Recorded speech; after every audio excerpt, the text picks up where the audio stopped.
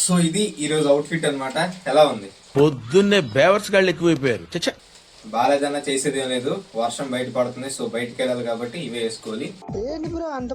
So hi guys, నేను మీ హరీష్ వచ్చాను. కానీ ఈ రోజు ఏం చేయాలో తెలియక మన దగ్గర ఉన్న కీప్యాడ్ మొబైల్ రిపేర్ అయితే దాన్ని బాగు చేయించడానికి శ్రీకాకుళం షాప్ కి తీసుకువెళ్ళాను.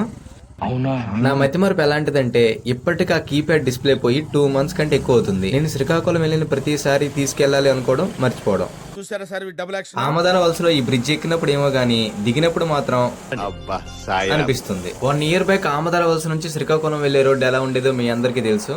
బట్ ఇప్పుడు కొంచెం పర్లేదు. ఫైనల్లీ శ్రీకాకుళం చేరుకొని జీటీ రోడ్ లో ఉన్న జాయ్ మొబైల్ షాప్ కి అయితే వెళ్ళిపోయాం. మొబైల్ చూసేగా ఆయన ఒకటే అన్నారు, వారంటీ ఉంది, డిస్ప్లే టెక్నికల్ గా పోయింది, 3 days తర్వాత కొత్త మొబైల్ ఇస్తాను.